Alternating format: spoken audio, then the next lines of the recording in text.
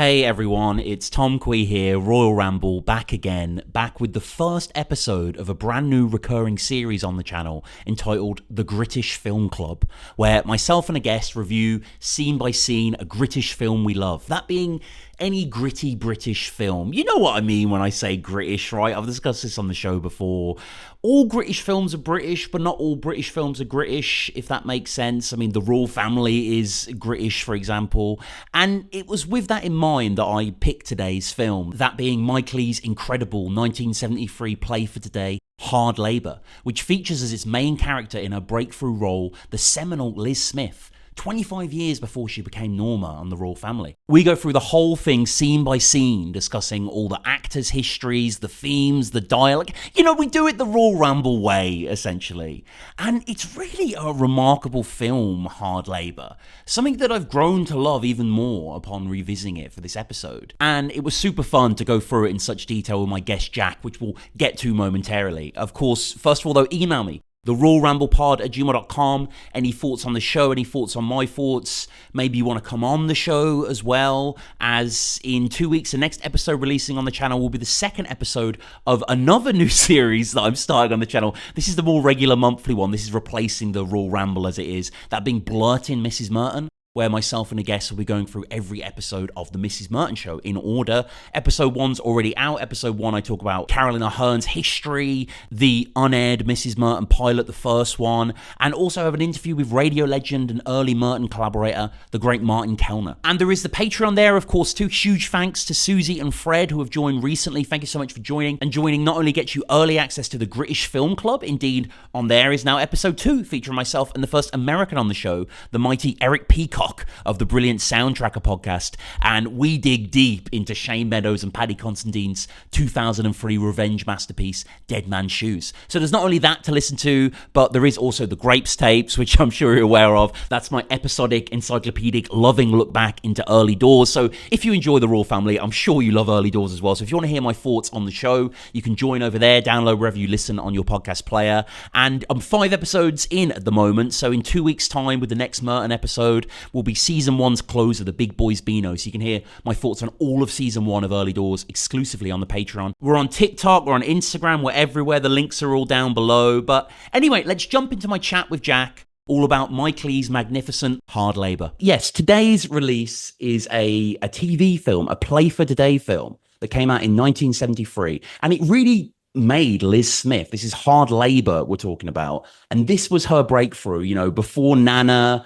before she was in Charlie and the Chocolate Factory and all those various other things. She was here as Mrs. Thornley, and we are going to go through scene by scene of this, quite frankly, incredible mini play here, mini TV movie. It's fantastic, and it's not just going to be myself, but I'm joined today by Jack. Jack, how are you, sir? Hello, I'm very good. I'm speaking from Manchester, which is quite relevant for this film. Yeah, absolutely. And I mean, just to get to know you, you and the Royal Family, how did that start? Yeah, I mean, it's kind of like one of those comfort things you watch. Like, I just remember it always being on the TV when I'm growing up. And then when I'm of the age to discover it for myself, it's sort of like kicked a nostalgia and a warmth in me. And then obviously, it's like, I'd say that probably the funniest British comedy out there for like wittiness and capturing the real life of people. You're preaching to the choir here, but yes, absolutely.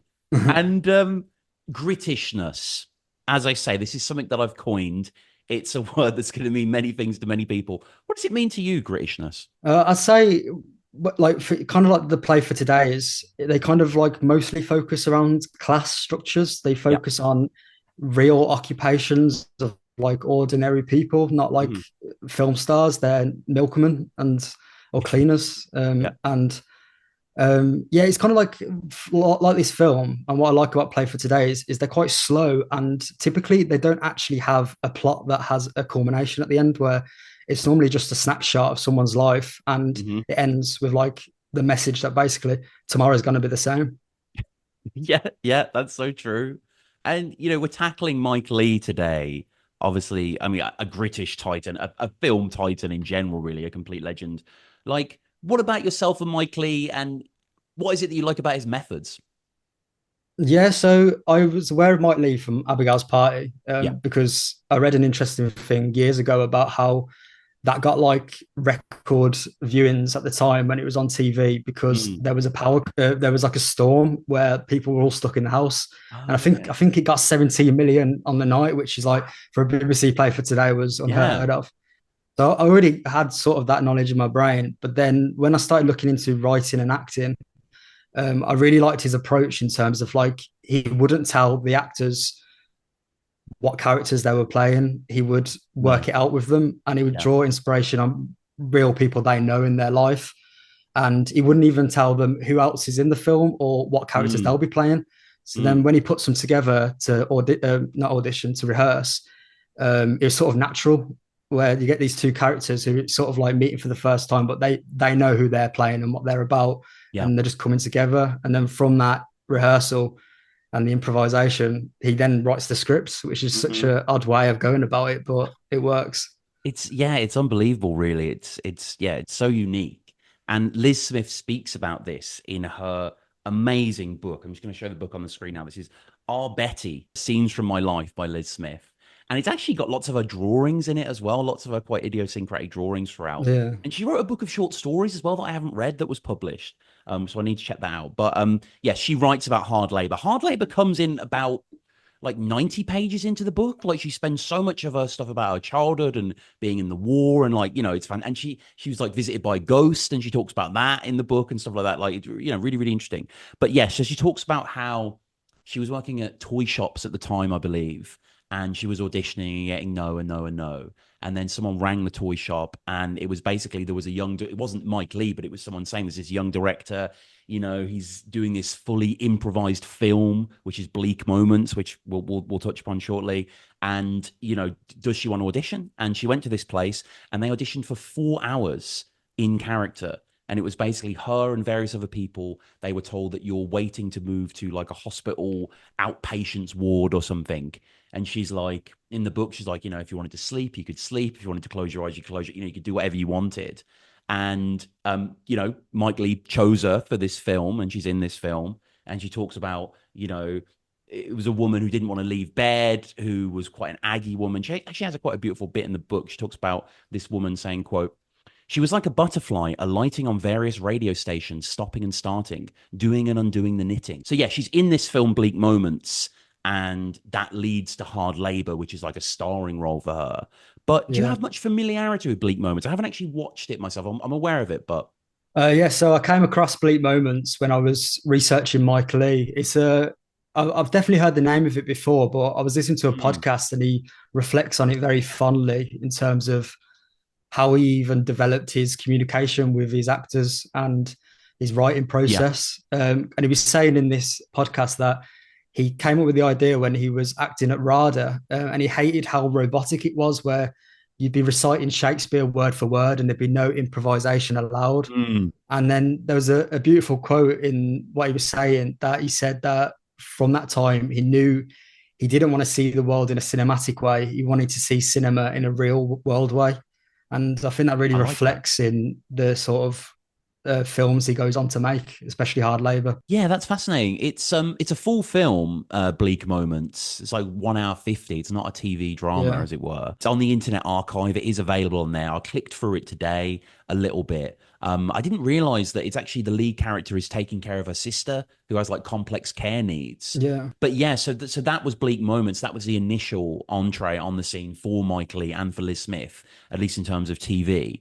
But yes, we would then get Hard Labor. Mike Leigh had said himself, like an inspiration for that was his own, the cleaner in his family, Yeah. and the relationship she had with his mother and the familiarity there, and how these were two women of a similar age but from completely different walks of life. And yeah, it's I mean, it's quite a magnificent thing, really. And like again, in the book, there's a lot of stuff about Mike Leigh taking Liz Smith out to like charity shops to get like, whatever, and to get the costume and stuff like that.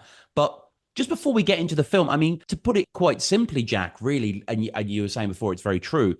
There isn't like a big moment in this movie, really. I mean, I say movie, it's 70 minutes, but it's a proper slice of life of a put upon housewife who herself is, uncomplaining, and everyone around her is so awful in their own particular ways. Yeah, there's not really a plot, is there really? It's kind of like here's a few days, I think it's maybe a week or so, because we do skip ahead a bit in Mrs. Fawnley's life. Yeah, it's just like even the random scenes, it doesn't seem like they really connect. And apart No. from the constant complaints of shoulder pain and back pain, like it Yes. just flips from 2 seconds in a pub to he's in bed and then she's cleaning windows. And it is, but I really like that. And I think it's probably characteristic of Mike Leigh's approach. Because I was also reading that he gets the tag a lot of being pessimistic and Mm, depressing, his argument is that this is just real life. Like yeah. there doesn't always need to be a massive plot where the hero gets the girl and everyone's No. happy, and I like that. No, no. And like there are funny moments in this.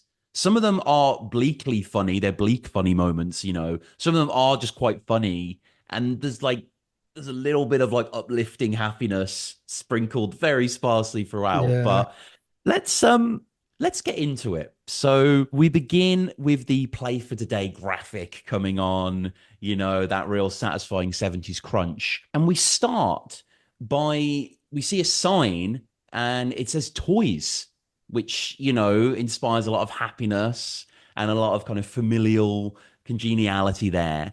And this is on a giant factory basically, and it's early in the morning, and a large, gruff, kind of a bit of a hulky, threatening man. But the more you get to know this guy, the more you realize he's quite harmless. yeah, This is Jim Fawnley, played by Clifford Kershaw. This is Mrs. Fawnley's husband. He's an awful man. He's an incredible character, though. Like, I love his performance in this. yeah, I've rarely met a character. He is like Jim Royal. He makes Jim Royal look like Prince Charming, doesn't he? yeah, He he massively. he is just rock bottom. This geezer. Even that opening scene, like when he comes out of the factory, he really sells that he's cold and tired. Like I really believe Yeah, him. yeah. And he was a market stall trader. This Oh, guy in real really? life. Yeah. And he did that his whole life, and he wasn't in much. Well, he was in bits and bobs. Like, it's weird with this actually with hard labor. It's either these people have gone on to do really big things, and we'll go through it as we go through, or they were just in little bit parts here and there and whatnot. But yes, we see him leaving his job. And I don't know about you, but I just thought it was grimly ironic that he works nights. So it's like Mrs. Fawnley, he's like omnipresent. Like she can't be without this guy, you know what I mean? During the day, he's sleeping upstairs, and during the night she's sleeping, so she's not without him. And it's Yeah. just like it kind of flips a lot of the kind of typical family domestic dynamics on their head, because he works at night. So he like his breakfast is when he's coming back, you know what I mean? Yeah, no, and then I feel like even when he's not in the scene, she's talking about him or someone's asking about him, which is like Mm. I don't know whether there was a greater meaning there in terms of like she doesn't have her own life; she only really serves her husband. That's it. Yeah, she does really. And so we see Mr. Fawnley come back home, and it's your classic. We're going to talk about Coronation Street as we go through. I know you're a big Corrie fan, Yeah, I'm but it's your guilty. classic, like the back gully kind of thing with the dustbins. And he comes in, and he's just immediately impertinent, complaining about sandwiches and cold coffee and whatnot.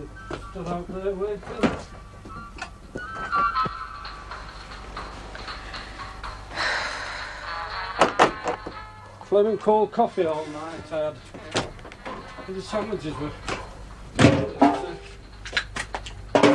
Here is where we get our first sight of Mrs. Fawnley, who interestingly is never named. Yeah, We don't actually know her name, which I thought was quite interesting. She's one of the few characters we don't know her name. This film is more than 50 years old, Jack. We're in 2024. This came out in 1973.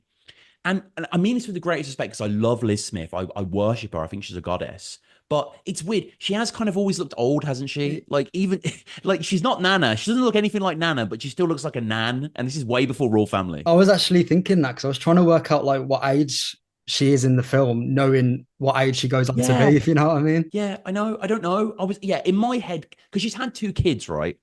So this is 1973. So in my head canon, she's about 45, maybe 50 Yeah, in this, which would mean the kids were both born after the war, but she lived through the war. Maybe her husband fought in the war.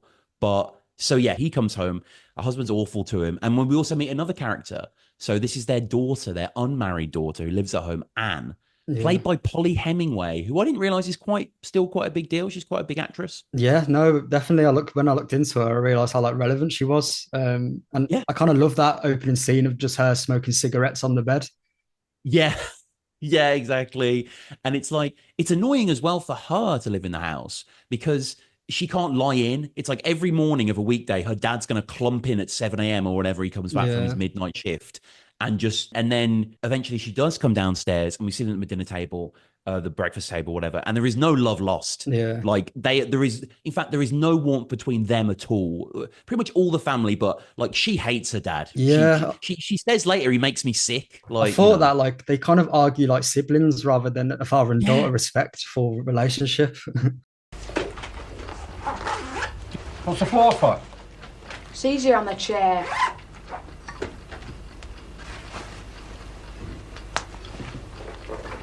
Write him off. Try them. What I love about Mr. Thornley, it's like the little things he says where it's like, why are you even complaining about this? He's like, she's trying to do a shoe or something. And he's like, what's the floor for? And she's like, it's better on a chair. And it's just like, just let your daughter use the floor to put a shoe on. Yeah. Like, I don't know why, you know. I really like this scene as well because I really love it when actors are actually eating and you can tell that they're actually eating. Oh, yeah, yeah. And like, I feel like there's a few scenes where it's just them two sitting around the dinner table while they're being served. And yeah, oh God, yeah. It just, yeah. There's something about it. It's very like 1973. I don't know how else to describe it. No, it is. No, it is massively. And it's like, even the certain way she serves the gravy on the Sunday dinner is how Barbara serves the gravy in the royal family. Yeah. Like, because I don't know about you, but if I'm having gravy for Sunday dinner, I put in a Pyrex tub and then I pour it. But there's this weird, like, I don't want to say maybe it's northern, it's certainly old school, where you get like the tray and you pour like I don't know why they do that, but they do that in this. So yes, so Polly Hemingway's here as Anne, and yeah, again, the husband is just complaining. It's very hostile, this kind of environment. They are just chipping at each other. There's never a moment when she's like, you know, because even like, okay, I know Royal Family's a comedy, but like with Denise and Jim, like Denise will crack sometimes and like say she loves her dad and they'll have these really nice moments. Like this isn't really as such, you know. There's a lot of scenes in this for it being 70 minutes. I think there's like 35 scenes. Yeah. Like it runs at quite a pace. You know, you'd be forgiven for watching it for saying that it's quite slow. And I think when I initially watched it, I found it quite slow, but I think the more you get to know the characters and whatnot, and there's a lot of characters. There's a lot of people in this, you know. I found out like even like for 40 minutes in and there's not long left, like new characters are popping up. Yeah, oh yeah, like, yeah, new people. Nice. Yeah, exactly. And it's like, well, there's someone. So the following scene is, so basically Mrs. Thornley works as a cleaner. So she works at Mrs. Stone's, and we're getting to Mrs. Stone's now. So Mrs. Thornley leaves in the morning for her job now that Mr. Thornley's back. She leaves with her mate, and I love this scene because nothing really happens. She goes to the bus stop, she meets her mate, she says, "You're right." She says, "Yeah, you're right." And then it cuts to them arriving. They've got the bus. They've had a chat. Maybe they haven't had a chat, whatever. And then they both pair off to go to their own jobs. Now, did you recognize this woman as a soap fan? Did you recognize her? I didn't, but I feel ashamed already to not have. Well, I must say, I just went through all the IMDb credits earlier, so it's not like I recognized her either. But it was funny because she's played by an actress called Paula Tilbrook. And what I tend to do is because she didn't have a picture on IMDb, so I just put her on Google Images to make sure I knew who it was.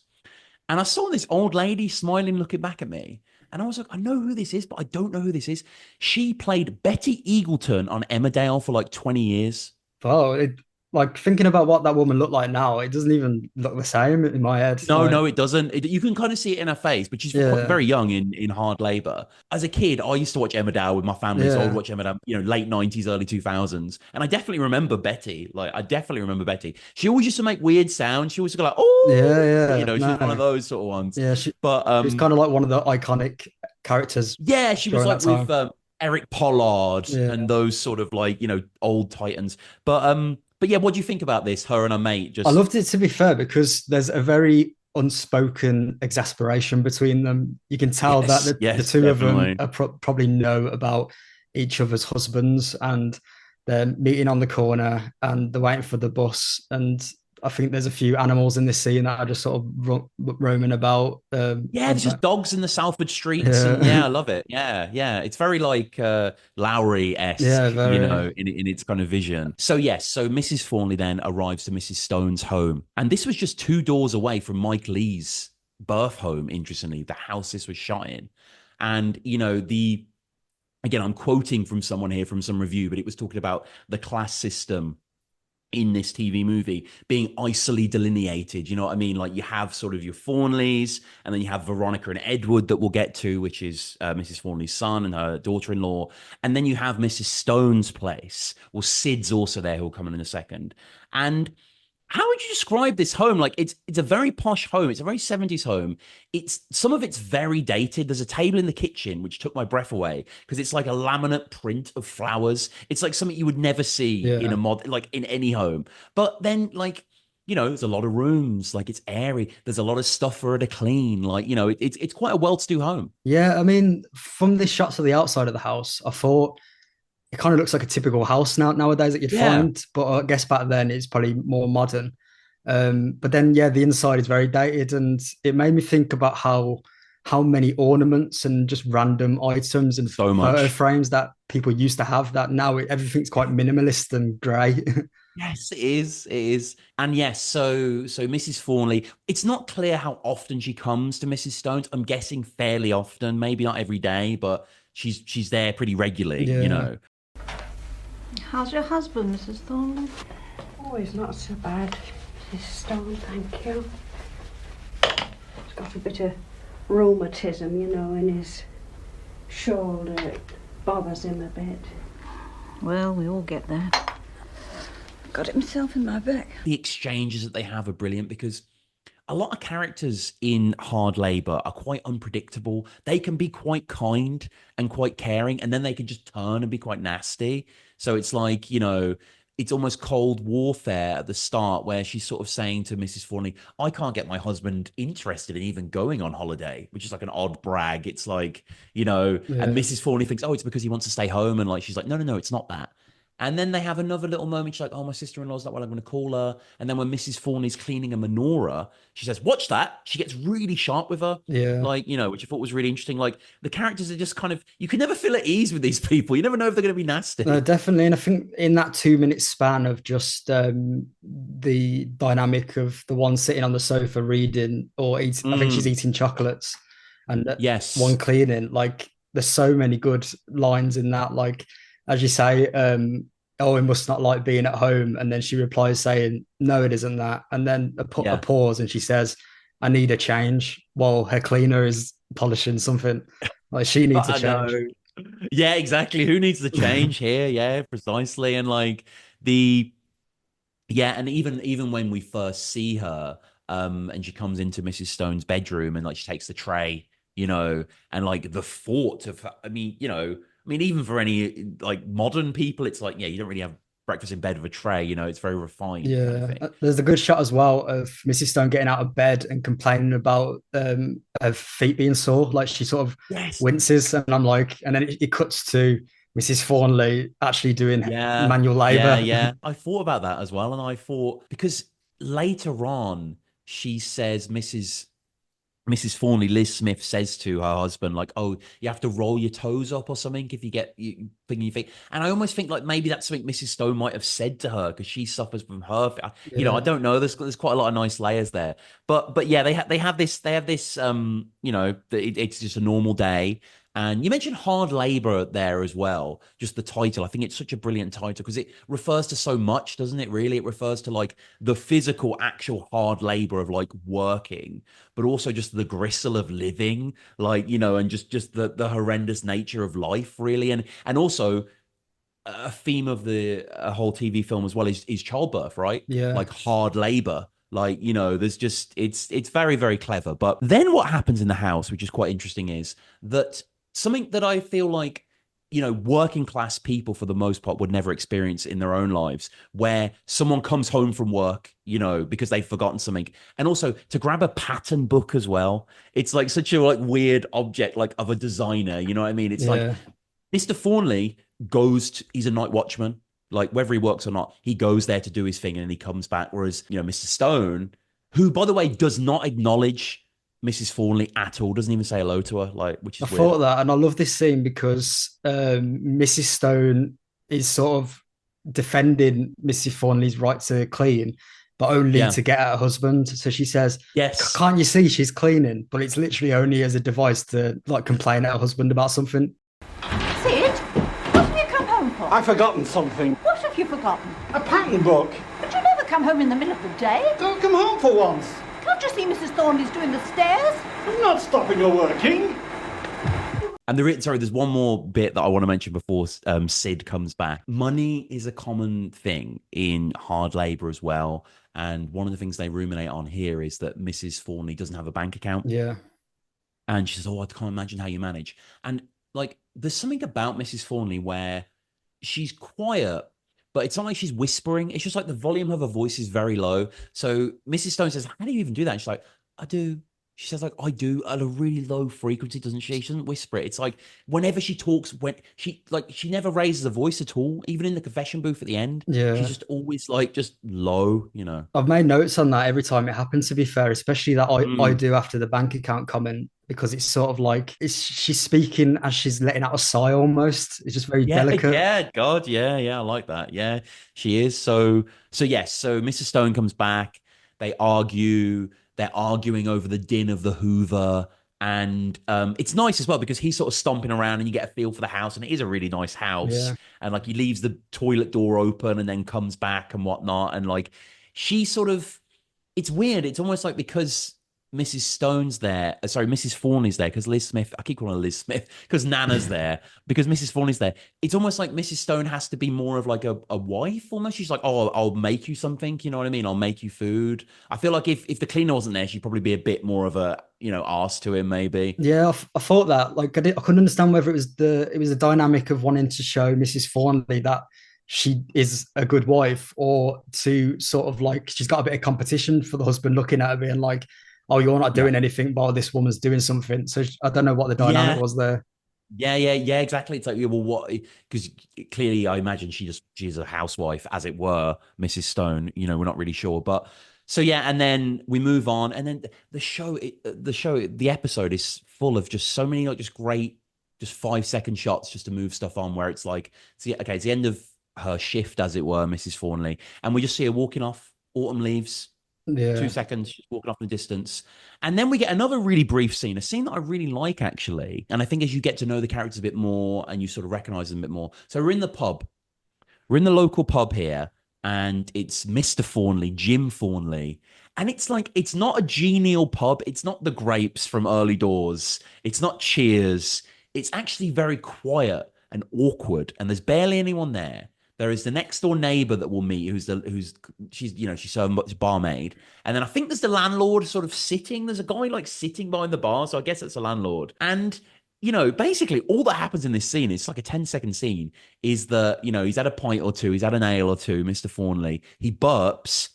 The landlady like sneers at him and he just kind of shrugs. And then it just ends. Like, how did you read that scene? Like, why was that in there? I read it as like, because I love this scene as well, just how quiet and even the pub, you can just smell it, like really stale. I read it as if like he's not actually doing anything exciting, but he'd rather be there than at home with his wife. And that's how I read it, where it's like we're just getting a snapshot of like what he's choosing to do when he's not working. Yes, exactly. And I guess he doesn't have the privilege, I suppose, or I say privilege, but of going to a bar at night, right? Normally, because he's normally working the week. So he has to go there at a certain time and it is quite quiet. And this was when like, drinking hours are more of a thing as well and whatnot. But yeah, that's all it is really. It's just a brief moment to show that I suppose even in these traditional spaces, he isn't comfortable. And we do see a scene later on when he's with his son. It's more of a traditional pub scene, people coming in and out, that he isn't at peace there, really. Like, he doesn't like to do that, and he's not that sort of guy. So yes, we move forward now and we see Mr. Thornley in his bed. And also we have Anne's friend visiting, Julie, that will come up a bit later. And it's nice to see that like Anne and Julie, they sort of, they don't take no notice of the dad. It's not like they fear him. It's almost like they just sort of laugh about him. Like, he's just a bit of a goon, really. Like, he gets on at this friend's sister, Anne's friend, for smoking and whatnot. Does your parents know that? And all this sort of stuff. And they just sort of talk past it. They don't take no notice of him. Does your mum know you smoke? What, my mum? Yeah. Yeah. She smokes herself. What's she talking about? Of course she knows she smokes. I'm asking her, not you. It's nothing to do with you if Julie smokes anyway. Well, I can ask. Yeah, I did love. I love the fact he kept looking up from his paper to work out what they were talking about. Yeah, they were talking quite loudly. Yeah. Like, it was clear what. Yeah, but yeah. Are we aware at this point as the first time audience of what they're talking about? No, we're not. Yeah. No, we're not. Exactly. Yeah.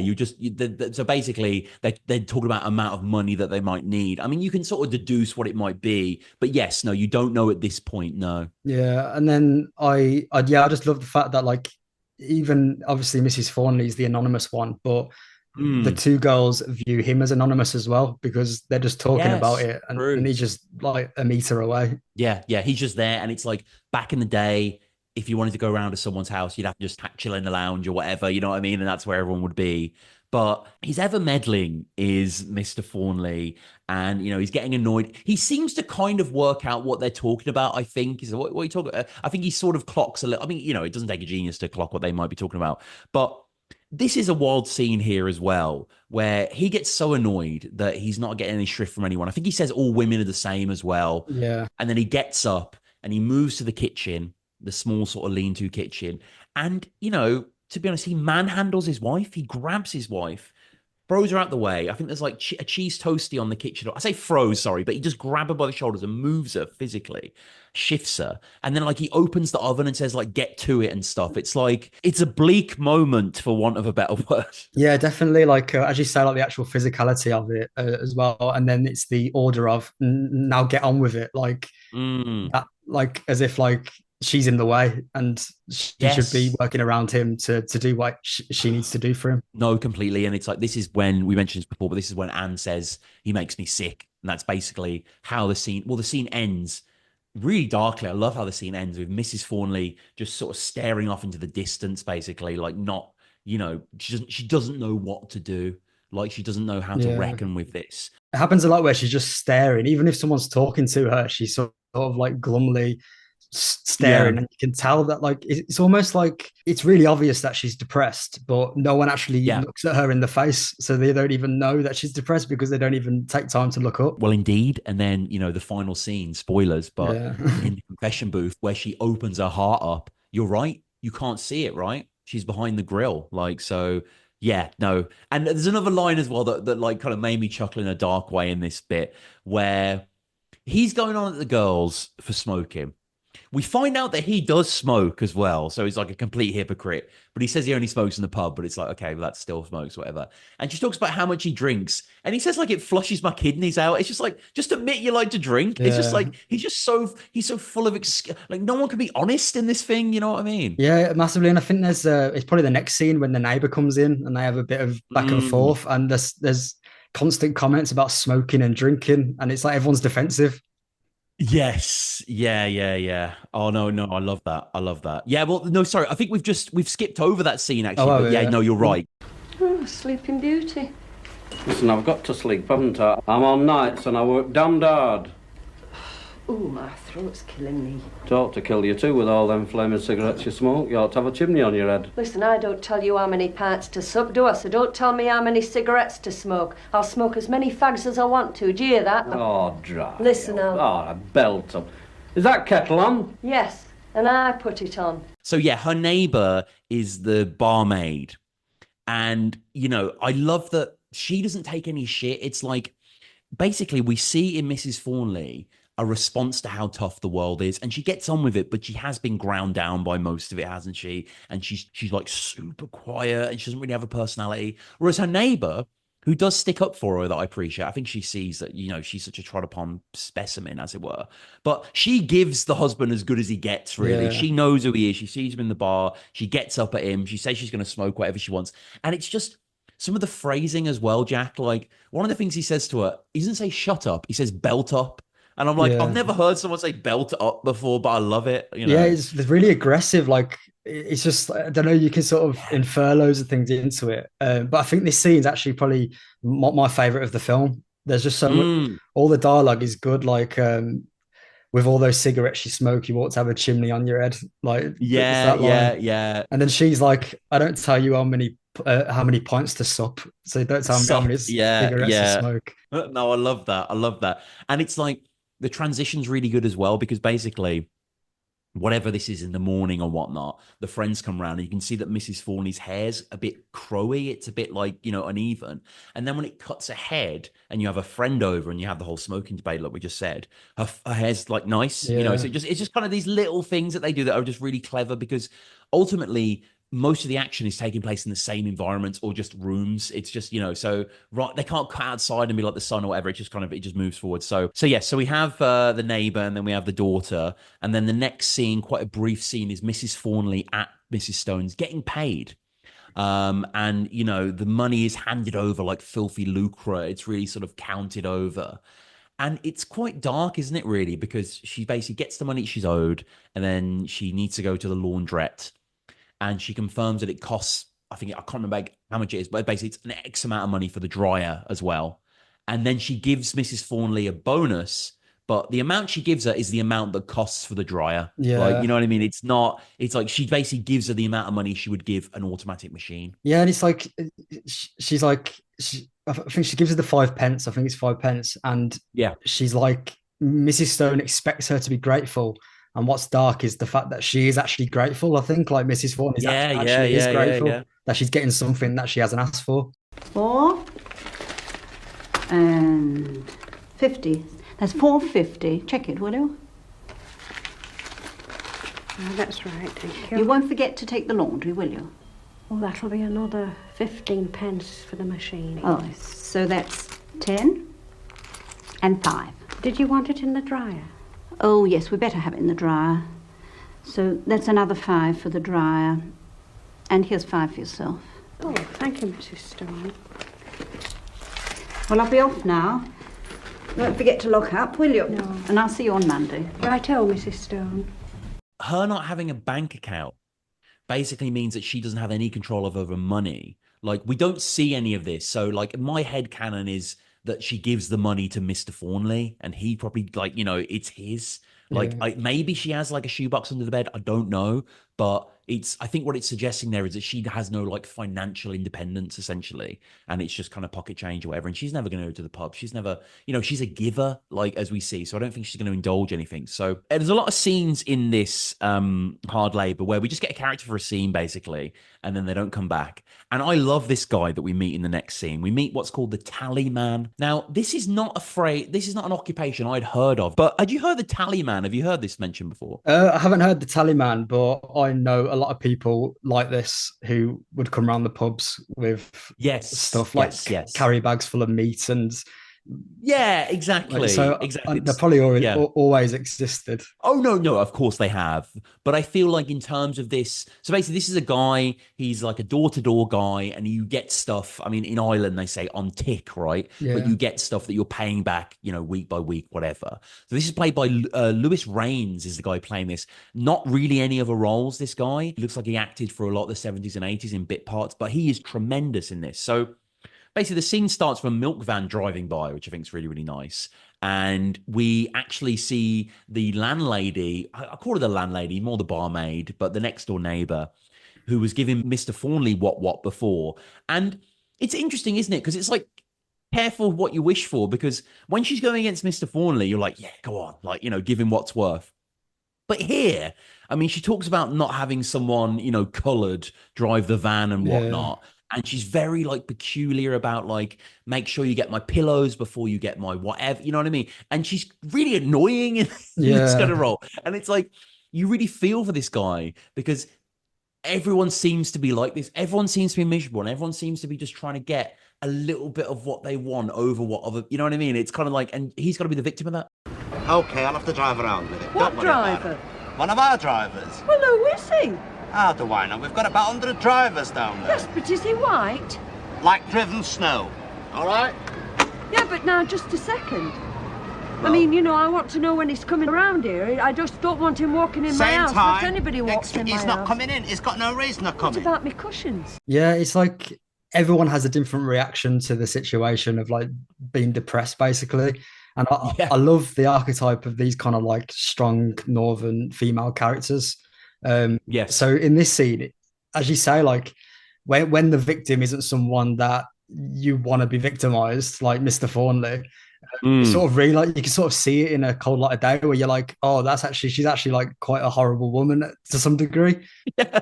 She is. So yeah, it's the cushion before the picture is what she doesn't wanted. And you sort of see, but this guy's great because this guy is clearly well practiced at this sort of interaction. He has an answer for everything, and like quite a sort of he's a bit of a snake oil salesman, but you still feel like he's quite thoughtful in his responses, and you know he's still working for a business, and you can tell that he sort of bests her a little bit, and she sort of pulls her face, and she's like, oh no, I don't really know what to say now, and sort of closes the door. And then he moves next door because, of course, they're wall by wall. And he heads in. And the first thing we see, which I really liked, is Mr. Thornley messing with the TV set. So this is an old style set. This is like, when they have like the jewels and the crystals and, way before our sort of time or whatever. And we see as well, because, Mrs. Thornley is a religious person.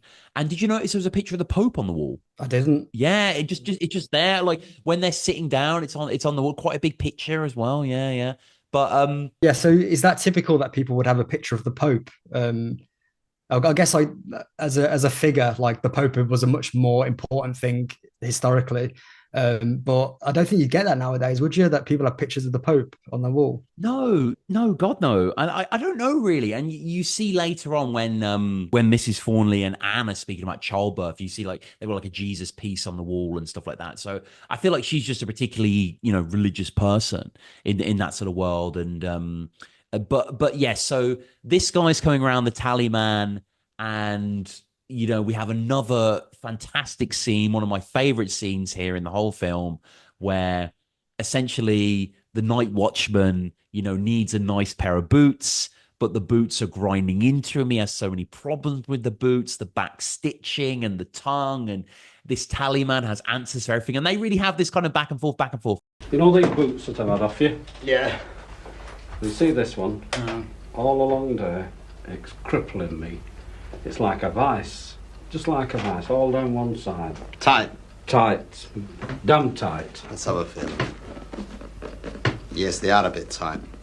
I'll tell you what I'll do. Well, what are you going to do about it? I'll get you a new pair in next week.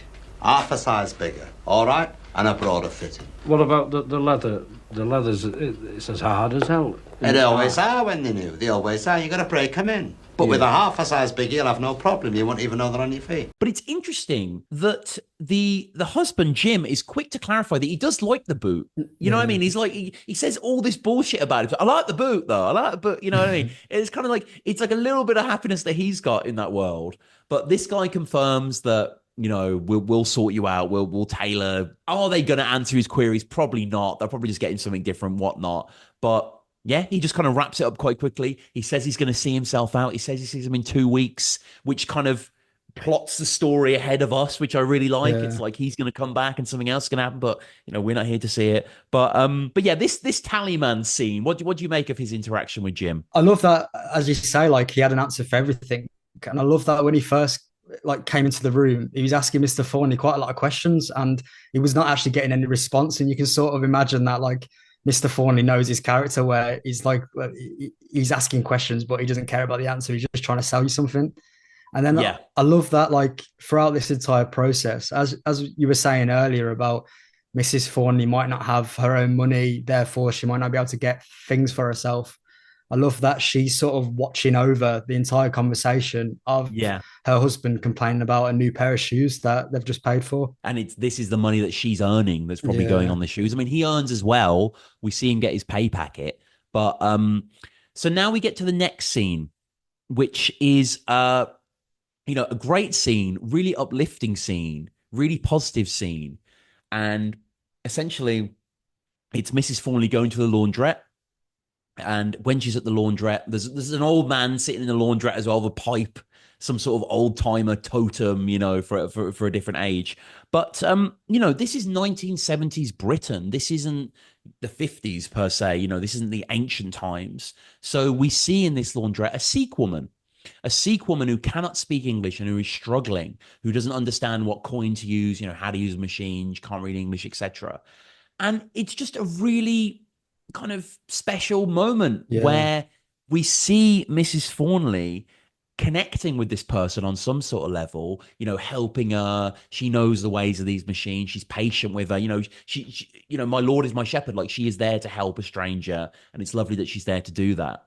But isn't it soul crushing, Jack, that she connects to a person, but they cannot speak the same language? Yeah. They connect on a primal level, but they can't actually engage with each other. It's quite heartbreaking in a way. It's so well done. It's kind of like the only person that's really noticed her in the moment, and she can't. Yeah. There's like a barrier there, and you can Yeah. really tell that the woman's really appreciative. And I love the fact that this scene takes place at night as well, to kind of show that Mrs. Thornley's like never off the clock. It's morning to night. She's making breakfast and then she's doing the laundry at the night. You're right. You're right. You're so right. Yeah. Yeah. I did notice it was at night as well. And it's a beautiful, beautiful scene. I remember initially watching this a few years ago, and this is one of the ones I always just remembered this moment, because it's kind of like it gives you a bit of hope. And this is only about 20 minutes in, and this is it for the hope, I'm afraid. There isn't really isn't really anything else here. And did you notice as well that when she's helping the woman, we see like some of her like frilly bits? We see like, her bra or something drop to the ground. Like, I thought that was quite a cute touch. Yeah, I was actually wondering if that was meant anything deeper than it was, or if it was just showing that like something random happening that is authentic, if you know what I mean. But I did like that. Yeah. The camera sort of lingers on it on the floor. It does. I read it as intentional. I think it just points to kind of the delicacy, the inner truth of us all to a certain extent. Like, we all have these bits we want, you don't, because they talk about it in the Royal Family, and it's so weird to think that Liz Smith, was Nana, and she's so amazing as Nana. But I can't remember what episode it is, but it's basically where Nana's staying round and she wanted her bras and knickers in a towel. She didn't want them on show, sort of thing. There was that pride about that. So I feel like that plays into it. So yeah, an amazing scene, like, really kind of, I almost feel like you could show someone this scene without the rest of the film and they would like get it. Like, I feel like it's just a really kind of beautiful moment between them. I think that if they saw that scene, I think they'd think it's there's a positive story there. There's a nice message at the end. Yeah, well, yeah. And that actress, by the way, her name is Suya Kamari, and she was born in 1925 on IMDb. And she's been in a few things basically in the 60s and 70s, and one thing in 1984. But I would hazard it, I would say that's probably her most memorable role. But I know she's only in it for 2 minutes. But we then get into, I mean, I'm saying this for so many of these scenes, Jack, but I love this scene. I think this scene's incredible, where we are in the toy factory now. So we are joining Mr. Thornley on a shift. And I mean, first of all, there's something quite humorous, isn't there, about the fact that he's in a toy factory? Like, he's a night watchman, but he's not like guarding nuclear secrets. He's guarding like essentially like big rubber duckies and stuff you'd see at fairgrounds. And it's treated with high security. There needs to be ID showing, a code word. Yeah. It needs to be constantly patrolling, like sweeping the floors. It's like it's like they're expecting China to invade and take all the toys at any moment. Yeah, it's so true. So we're in the gloom of the factory. We see Mr. Thornley walking through his torch across all these toys, through all these columns, through all these corridors. He gets an elevator into the viscera of the building, and then he opens the back door. And he opens the door, and there's someone there. There is, he's called Keith Washington. Again, another actor that didn't really do much. I think he's incredible in this. Yeah. He plays Mr. Shaw. So we learn here that Mr. Thornley is part of a group of people called the Custodians, who, it should be said, I did a little research, this was never a group, but essentially it's kind of like, night watchmen, the kind of union, for want of a better word, whatever. But essentially, as part of his rounds, he's checked up upon by this guy, and this is a Friday, so this is when he's getting paid. And this scene is another terrific cat and mouse scene where you feel at ease, and then Mr. Shaw can be quite aggy, and then Mr. Thornley reveals a little bit of his things when he talks about not bringing a wife to London. And I love this interaction. I think both of these actors are terrific in this. Yeah, I love the fact that he's kind of gloating about his medal and going to London and the hotel he gets paid for. And then he sort of suddenly snaps and he goes on about the tie Mr. Thornley's wearing, and it's sort of reminding him that, yeah, we can have these friendly chats, but I'm in charge. And I like how Mr. Thornley is very defensive. He's constantly, it's like, I don't know whether it's to show how insecure the job market was, but he's very like keen to show that he's doing his job at all times, and he's doing all the checks, and he would never give cause to complain or anything, because they talk at one point about a security guard who fell asleep at another job, and they both act disgusted when they both know that they've probably done it themselves at various points and not been caught. Yeah. Oh God. Yeah.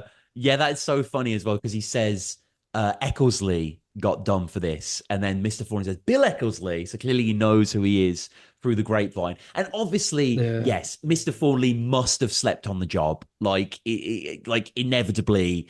You know, Mr. Shaw says like you wouldn't be able to sleep around here, sort of thing, and it does seem a bit decrepit and a bit dangerous. But I'm sure he would be able to sleep on a whatever, be able to get it done. So everything's okay, is it? Oh yes. The clock's in working order. Yes, that's a new one. That. Didn't ask if it was a new one. I asked if it was all right. Oh yeah. Wound up, is it? Yeah. And your battery's working all right in your torch? We got them last week. Day before yesterday. Don't want you falling down a hole. Right, so you're as snug as a bug in a rug, are you? Yep.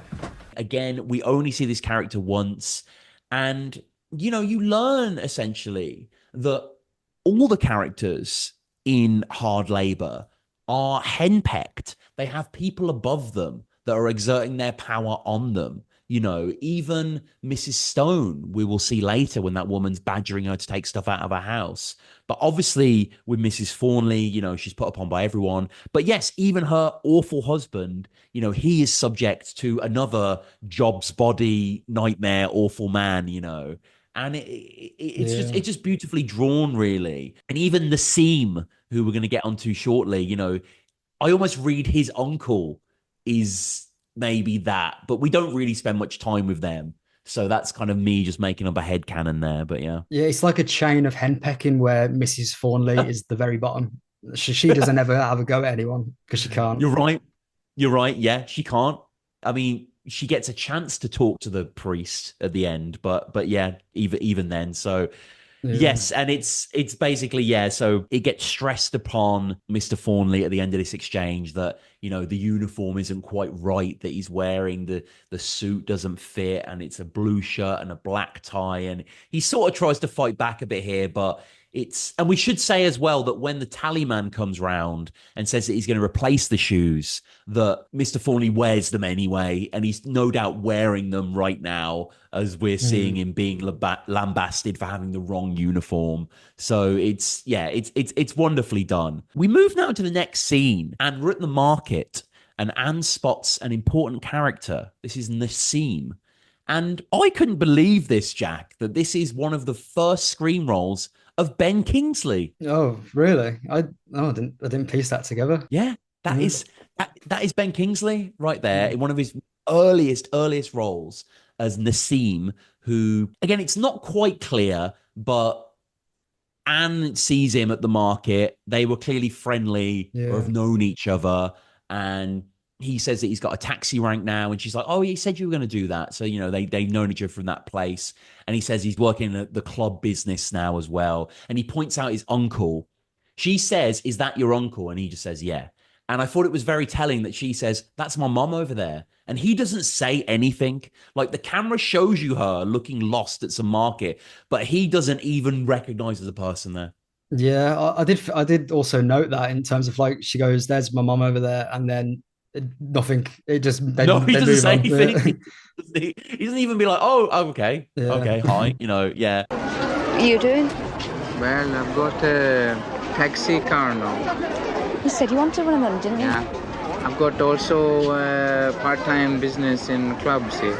It's a Raja club, drinking club, and a social club like that one. Is that your uncle? Yeah. The man's over there. Because that one in the blue hat, can you see it? You know, Ben Kingsley as well, interestingly, about 5 years before this, had been on Coronation Street.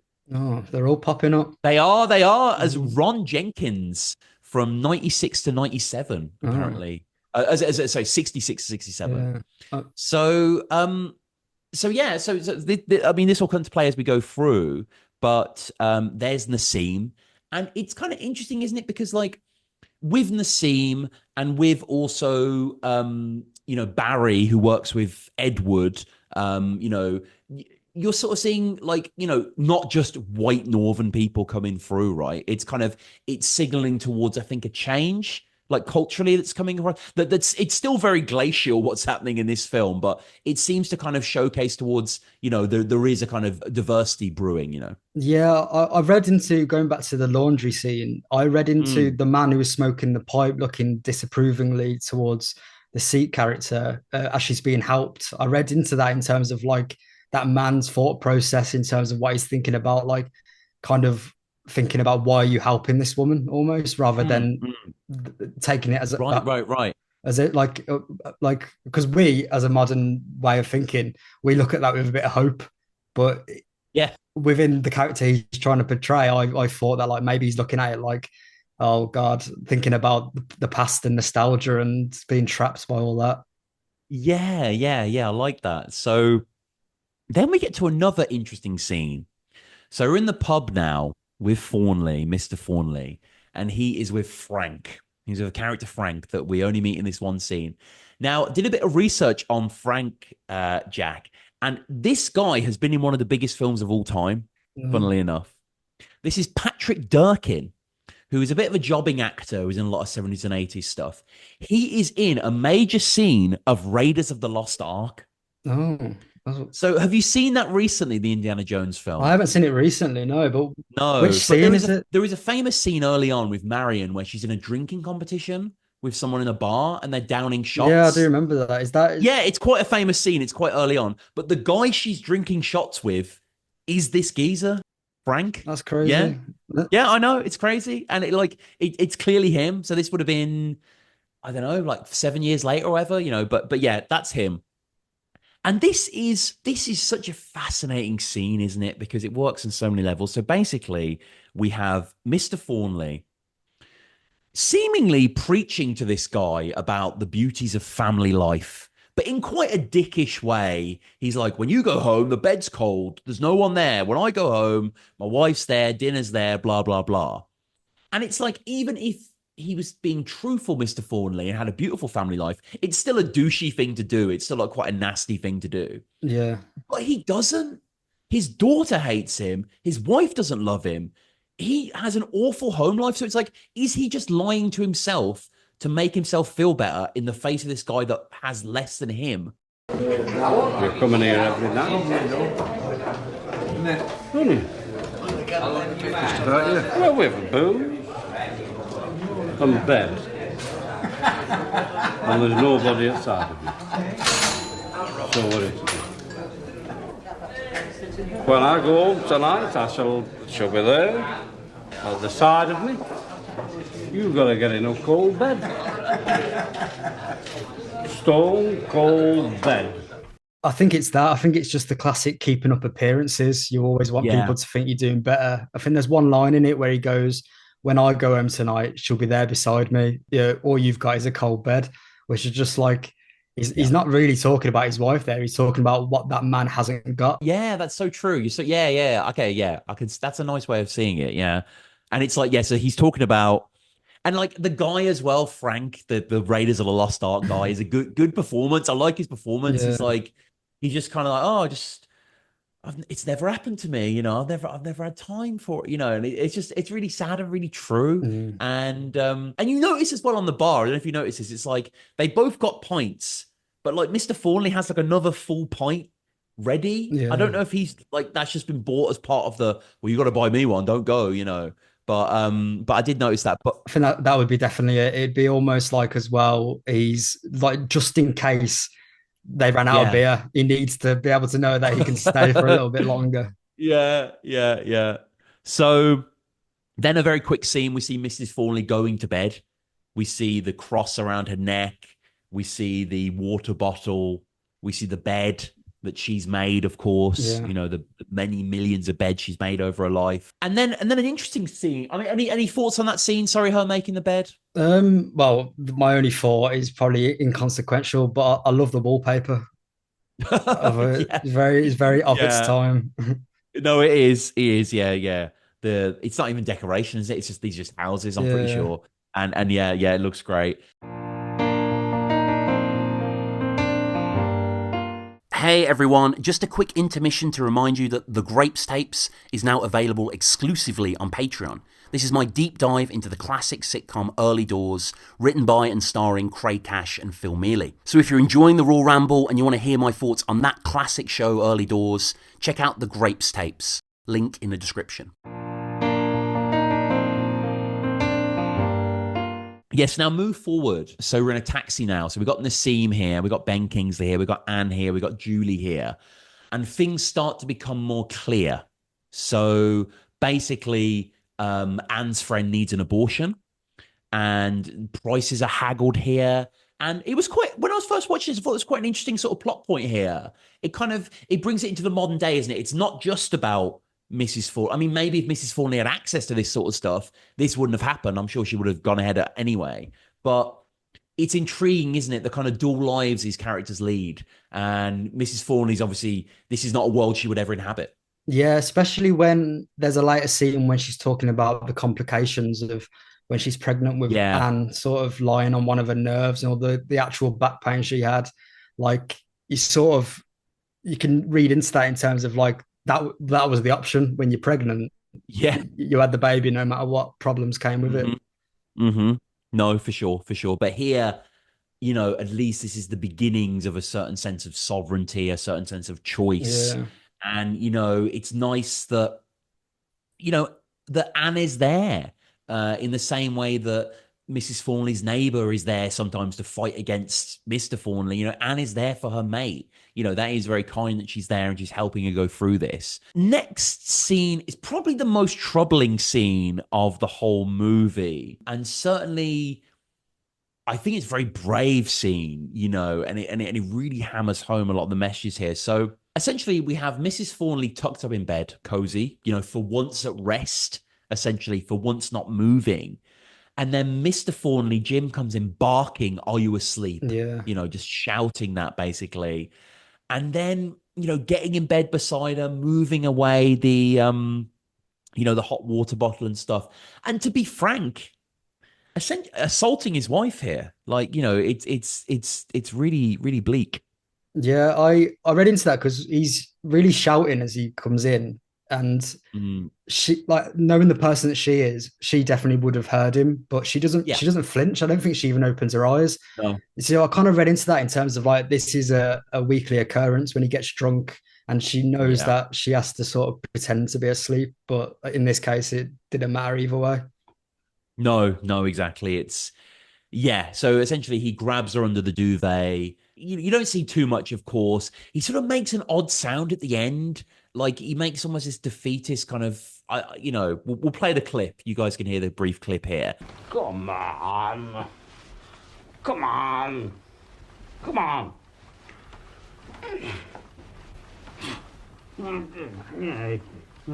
It really is kind of, you know, him getting what he wants, really. And as we said before, because she's such down the bottom of the chain that she just has to, you know, he just has to kind of allow it to happen.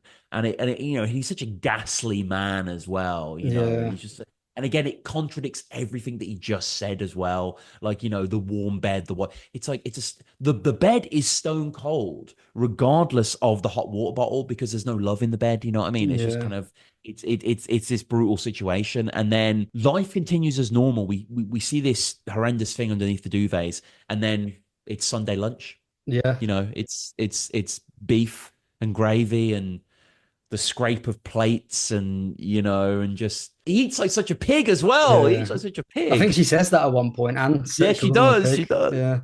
I love this scene as well because Mrs. Thornley says to them, "Do you want pineapple or peaches?" And they both say, "Oh, I don't care." But you know that whatever option she chooses, they're going to complain about. Yeah, for real. for real. So it's yeah, she's just stuck there between the two of them and their plates, and she's pouring the gravy, and it's like, it's like I don't know, it's weird. It's like, you can see her plate as well. So she's kind of got dinner to eat, but it's like she served them and she's still serving them, and she doesn't ever get chance. It's really heartbreaking. And we push forward now. So we talked about the class system being icely delineated in this TV film.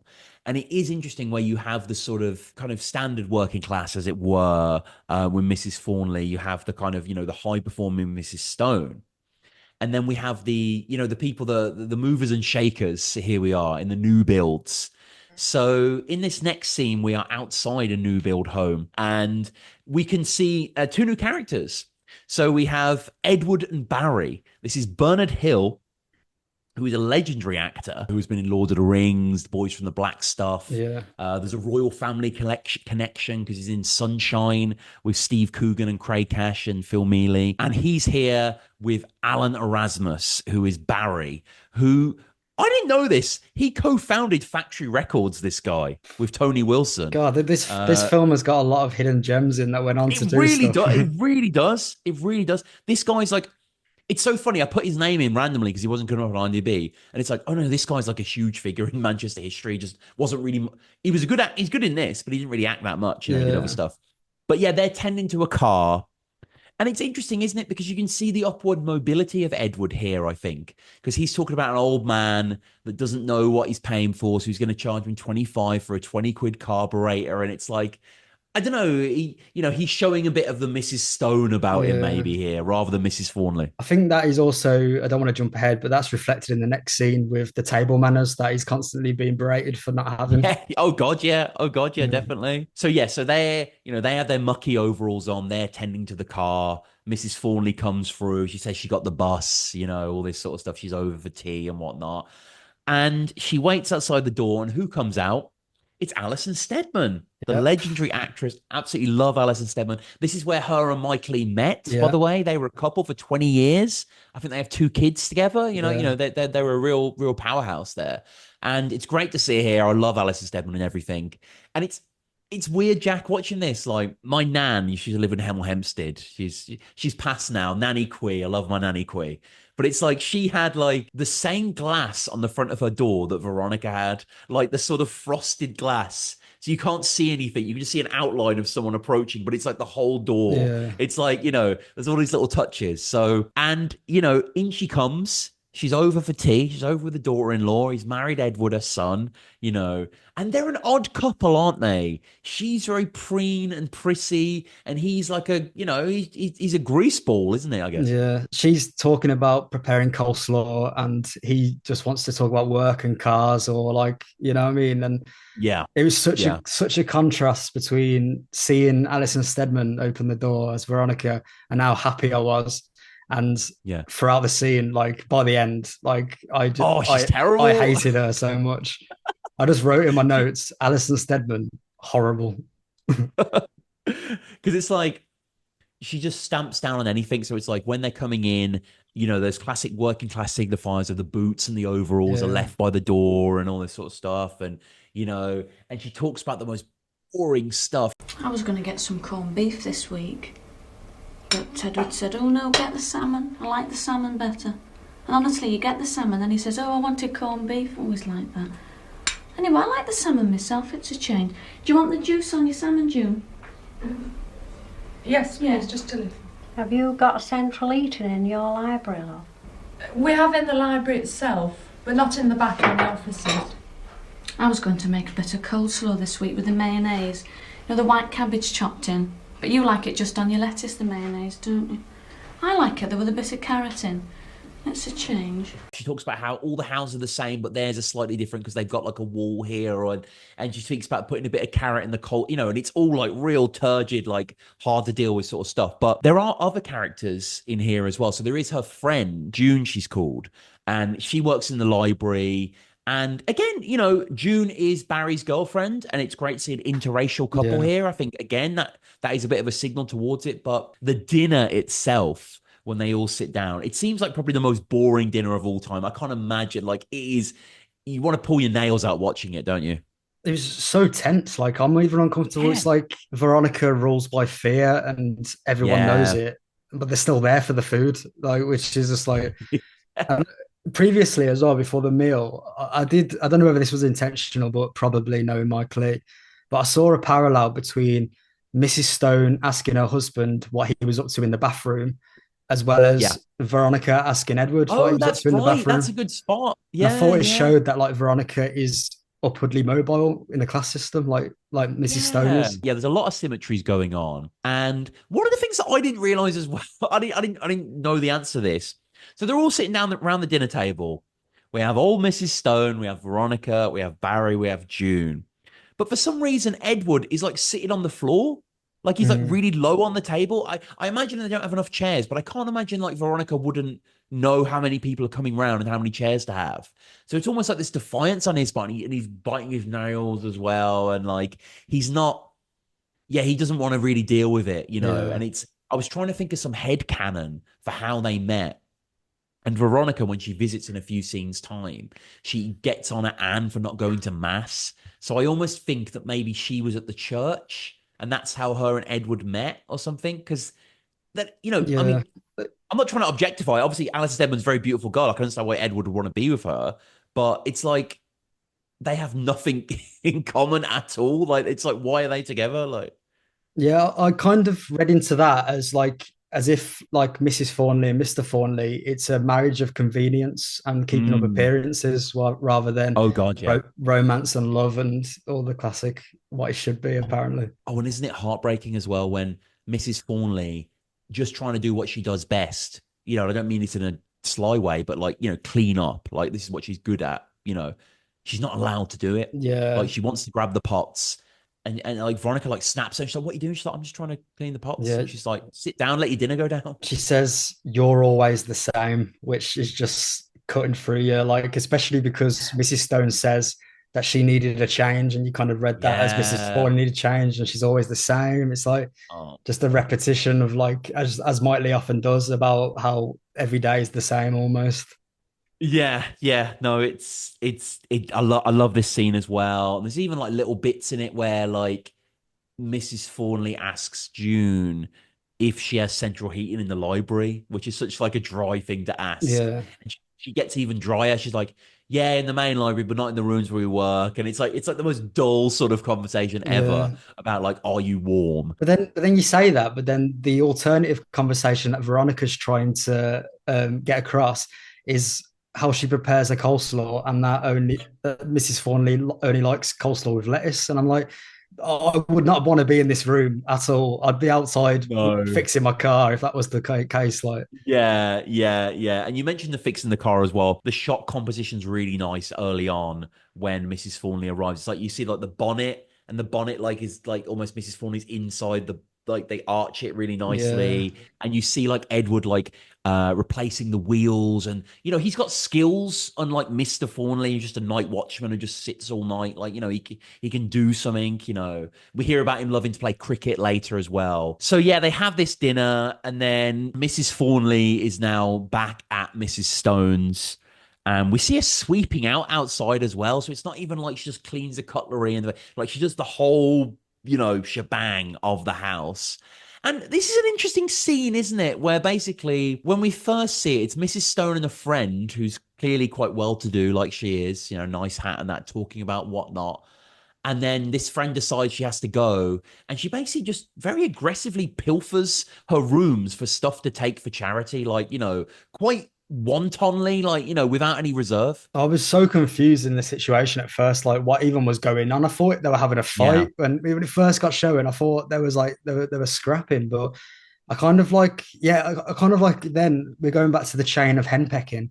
I kind of viewed Mm, it as Mrs. Stone is with someone she's wanting to impress, therefore she kind of lets her pilfer things from rooms, and she yeah. doesn't really question it as much as she would with anyone else. No, and it's so she starts going up to the rooms, and Mrs. Stone asks for Mrs. Thornley to basically come along, and she's used to this like tool where she just has her arms out and all these games are thrown on her arms, and it's like, why do you need this chemistry set? And all this stuff gets thrown on, and she's literally this robot, this automaton. And she, even at this time in 1973, she's still an older lady. You know what I mean? She's not like a young guy that could just carry all this stuff, but she's treated as a roadie essentially.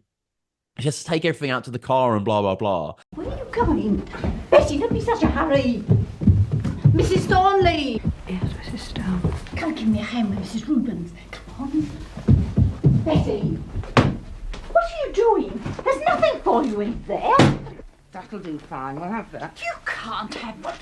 You don't wear it. To give you a fur You're not going to coat. wear it and get... Like you say, the hierarchy is fraught, and no doubt this woman who's taking all this stuff, her boss will be like this with her, and it goes on and on and on. But yes, so we do see Mrs. Stone a bit more vulnerable in this situation. And then there's a really clever bit of editing where Mrs. Stone goes to the phone at the end of the scene. The scene then cuts to Mrs. Thornley making the beds, which is at home. Yeah. But you might think she was upstairs at Mrs. Stone's, but she's basically at home. And then you hear off screen her husband say, "Clean my back, put the oil on my back." So you realize she is home. And then that scene ends, and then she's back at Mrs. Stone's. And she's going downstairs for the greengrocer. So it really gives this sense that like she's there a lot. Yeah. You know what I mean? This is her life, working for me, working for her, working for me, working for her. It's just all this hard labor. Yeah, massively. And like I love the Kipperman that comes in. Yeah, like, yeah, he's great. He kind of has the same vibe as the Tallyman in terms of like he has an answer for everything. He does. Yeah. A lot. Oh, there's some frost on this cauliflower. He's like, oh, that's fine. He just doesn't really. Yeah. Here's your kippers. There, those then. Not dry, are they? Oh, no, they're beautiful. They look fresh from Fleetwood this morning. All right, here's your melon. Here, have a feel of that. I want it for tonight, Harry. Will it be all right for tonight? It's beautiful. Have a look at it. Here's your lettuce. Nice hard one, that is. Have a feel. Cucumber? The fact he forgot the cucumber, and it's just like it just. I love also the difference of like Mrs. Stone has the ability to pay in advance, like in terms of like she can owe it the next time, and she can also berate him a bit, and he would actually be the one apologetic and say, I'll go back for your cucumber. Where Mrs. Thornley, Mr. Thornley, they can complain about the products, but they can't push it too far because then they won't get a shoe at all. That's so true, yeah. And it's like you think when he's saying it, it's like, did he really forget the cucumber? He probably didn't, but he probably just knows how to play the game, and he can just smooth these people up. But yes, you're right. It showcases the power of these people, doesn't it? It's like, Mr. Thornley can express that he doesn't like his shoes and that he wants different ones, but they'll come in 2 weeks. Yeah. Whereas here, Mrs. Stone can really sort of throw weight around a little bit because it is quite a nice home. And even like, Mrs. Thornley gets her shopping. I'm sure she goes to the shops. Whereas this is like a really posh thing to have the greengrocer come to your back door and like, give you fresh product. Like, that is a nice sign there. So yeah, I do really like that. See, yeah, they talk about the potatoes, and he's like, oh, these are like, red skins or whatever, and they've not got their eyes on them. And it's just lots of lovely detail in this scene. Really like this scene. Yeah, I mean, obviously it's 1973, but it did, all the fruit and veg look so depressing and yeah. Oh my God, it did. Yeah, it did. But that's probably at the time of this film being made, that was like, there's like an affluent sort of activity where you're getting those kind of things delivered. So yeah, so the next scene is, we see Mr. Thornley in his pajamas in quite an infantilizing kind of wee willy winky kind of thing. And again, it just shows his inexperience with things like his belt isn't working. He can't get the thread through, and he just thinks that it can't be solved. And then Mrs. Thornley gets a clip out of her hair, knows what she's doing, yanks it out. We see it yank it with some force as well, some hard labor, not what he would do. I hate to keep, using the term, but it's really apt. But it's, it kind of shows his hopelessness, doesn't it, as well? Like, he can't even solve these minor issues. Yeah, and it's like, it's not just the fact that he doesn't believe it can't be done. He believes that Mrs. Thornley can't do it, even though she says that she can. It's almost like he's not even giving her a chance. He just doesn't think that she has the capability to fix a dressing gown. And she does, which is really satisfying. She does. And, he's a fearful man. And we then engage with a character, an interesting character, the nun character. Yeah. So we've seen in the prior scene that, Mrs. Stone was being asked by someone to donate stuff. And here we have a nun. A nun visits, and quite hilariously, the nun gets turned away by the neighbor afterwards, which I love. She has no time for it. But Mrs. Thornley allows her into the house, this nun, who has lots of stuff, it should be said, that she's clearly gathered from other guilty people. And what did you read? How did you read, like, Mr. Thornley, just as soon as he sees the nun, he has to run away. Like, he doesn't want anything to do with her. Yeah, I think it might link to when he's always going on to his daughter about going to mass, and she says, "Oh, well, you haven't been in a while." I think it's like that old school shame of like, "Oh, like I hope the priest doesn't come round and ask me to go to mass. Oh, I don't want to see the nun because she'll get me to mass." Like, yeah. And the nun is pushy. The nun is basically, Mrs. Thornley grabs a plate. Yeah. And this plate is said to be dirty, and she tries to clean it a bit. And, they have this little, one-to-one here, which is really nice. And, Mr. Thornley, he's basically on the toilet and he's giving like a flaming hell, and he doesn't want anything to do with this sort of thing. And the nun ends with quite a beautiful quote, actually, which is kind of said a little bit, I think, tongue-in-cheek for her at least, because she is just pilfering off people. But she says, "We all have to carry our burdens in this world and hope they ease up in the next." And Mrs. Thornley says, "That's right, sister." So what did you make of the nun interaction? Yeah, well, again, I don't want to keep saying this, but like, there's a lot of horrible characters in this film. There are, yeah. I was very against the nun at first, but then by the time she said that quote and the end of the scene happened, I kind of understood it as she's also struggling, or she's got something going on. And in her own way, it's like empathizing with Mrs. Thornley in terms of like, even if she's not conscious of her doing that, it kind of like offers some hope. And I kind of like, I don't know, I sort of wanted to see the next film about what goes on in her life almost. Yeah, for sure. So we push forward now with Nazim now. We're in the taxi rank. And this is one of the most decrepit looking taxi ranks I've ever seen in my entire... Like, I know the 70s were hard, but it looks so dour in there. And it's like all wallpaper pasted to the walls, but it looks like it's a cliche to say that something looks like a bomb's hit it, but it really does look like the blast radius of some impact in there.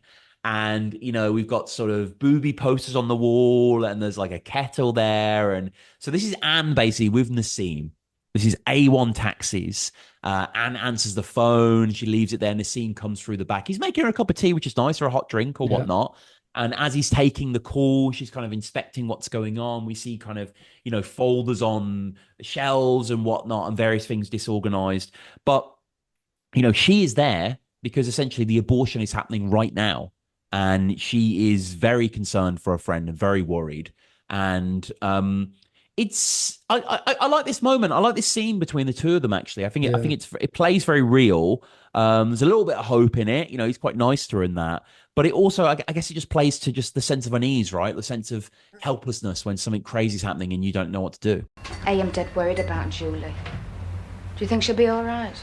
Well, see, you are worried about it, but I told in the car about all this. No. You're probably more worried than Julie about this. She's a tough girl, that one. Yeah, it was very sweet on two levels. The fact that she was so worried about a friend and just wanted assurance that she'll be fine.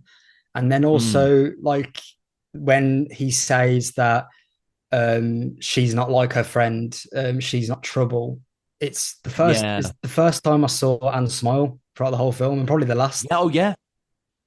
Yeah, no, for sure.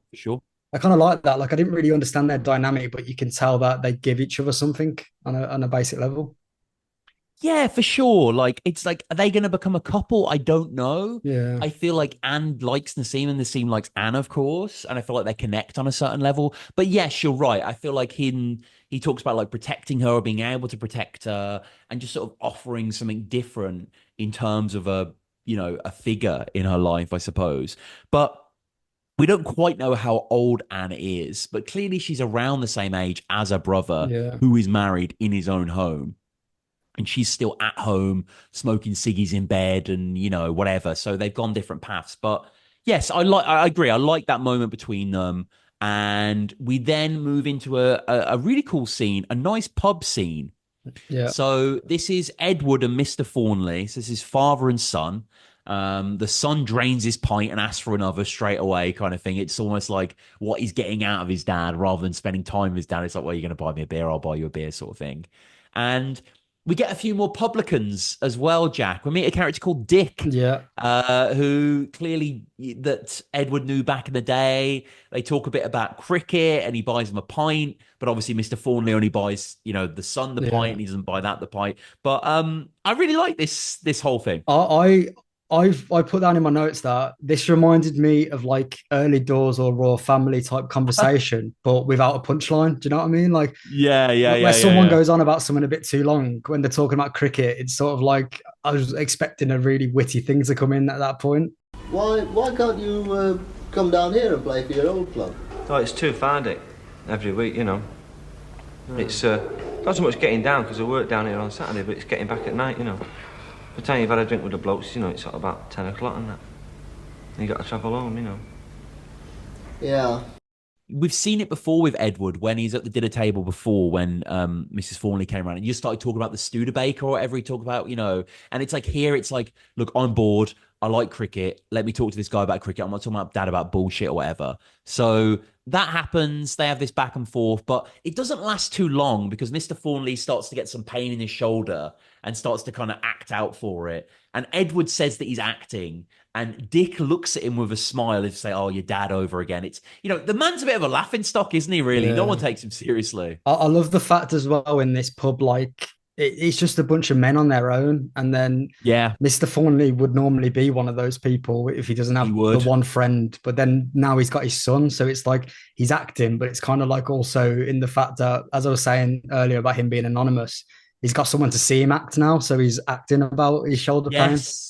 Yes, no, you're right. And then another Coronation Street reference, because the greengrocer comes in, played by Alan Gerard, who was in 12 episodes from 1965 to 1973. He played George Scully and Bill Blakely, apparently. But yes, he comes in, and he's another interesting character because he clearly just across the street, and he's came for a quick pint, and he's talking about how well everything's going, and he's kind of boasting, but not in too arrogant of a way, just in a kind of, oh, it's going all right now. He even has to go over to the window, and he sees it's rush hour, and he runs out again. It's what did you read the purpose of the greengrocer here? This is another scene where I was trying to attach a deeper meaning to it, but I actually like in a way I just thought it was probably one of those random things to sort of build the world, even though we're probably nearly 55 minutes in at this point. Yeah, like I just love that little interaction. It kind of like developed Edward and Mr. Thornley a little bit more, and then also like the wider pub like atmosphere. But I didn't actually read into it anything more than just it's just happened, if you know what I mean. Yeah, for sure. I was trying to read a bit into it again. I suppose it's industry and profit, and some people are succeeding and whatnot. And he does mention as well. He says like, "Oh, you said that I would never sell these chickens or whatever, and this has happened." And but we the scene ends as well with basically Edward mentioning that Veronica's around to visit, Alison Steadman's around to visit for lunch or whatever, and Mr. Thornley seems like surprised, like why, like, and he's like, to visit you, and like I mean clearly she's not there for that.